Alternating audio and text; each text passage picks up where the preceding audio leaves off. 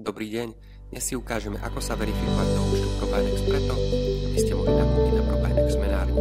Stačí do sekcie Profil, následne vyplňte vaše užívateľské meno, jedná sa ale o prezývku, môže to byť čokoľvek, použite iba písmená a čísla, uvedte svoje telefónne číslo, dáte prezývku do Telegramu, ako používate a dátum narodenia, pozorne si prečítajte obchodné podmienky a kliknite na uložiť.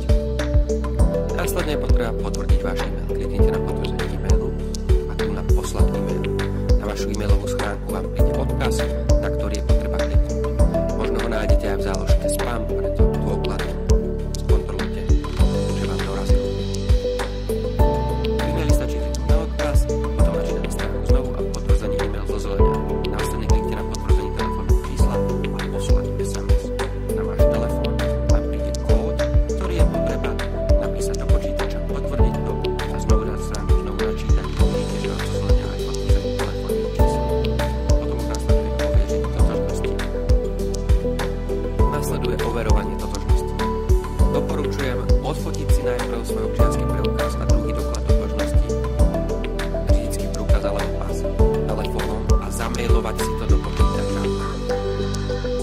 Dokončenie registrácie tak bude moc rýchlejšie. Takisto doporučujem stiahnuť si výpis z bankového účtu alebo dokument o adrese do počítača.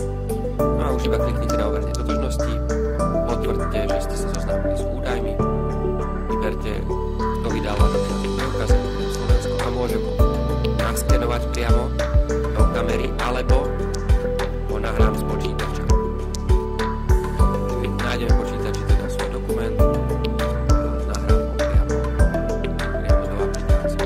To isté spravím aj so zadnou stranou.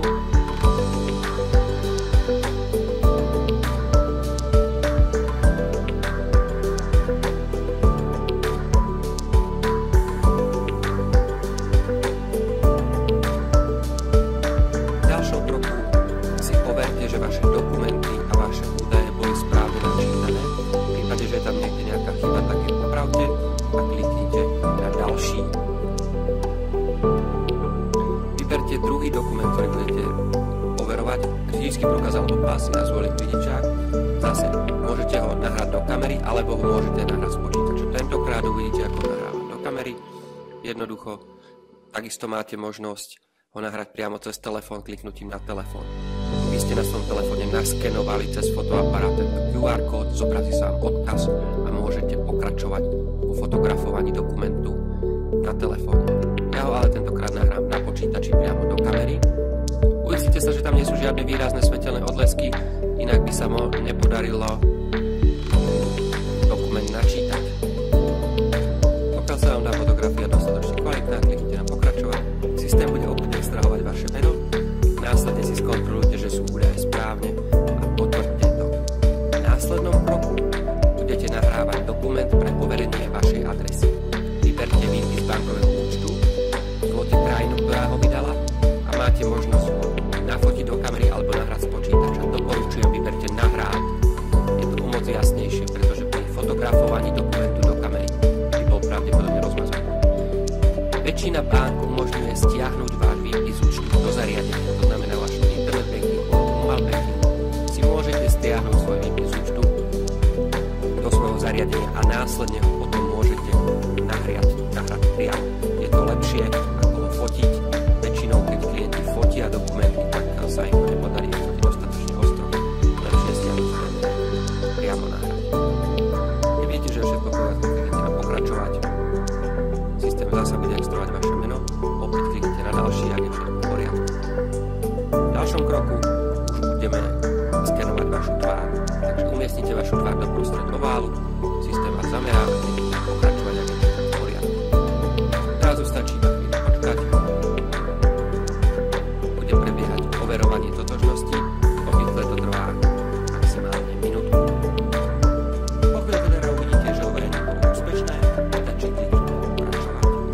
Ohodnotiť celý proces, ako sa vám páčilo a máte hotovo. Môžete ísť nakúpiť svoje tokeny do sekcie nákup. V prípade, že by sa vám verifikácia nepodarila,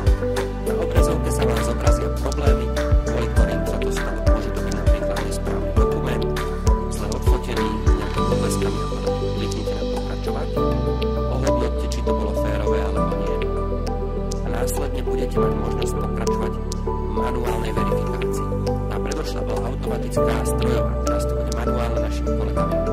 Ešte raz je veľmi dôležité pripraviť si do počítača fotografie občianskeho preukazu, druhého dokumentu a dokumentu o adrese. Doporučujeme stiahnuť si do počítača BIP z bankového účtu. Každý internet banking, každý mobile banking to teraz už dokáže. Najprv vyplňte údaje zo svojich osobných dokladov, teda číslo občianskeho preukazu, miesto vydania občianskeho preukazu,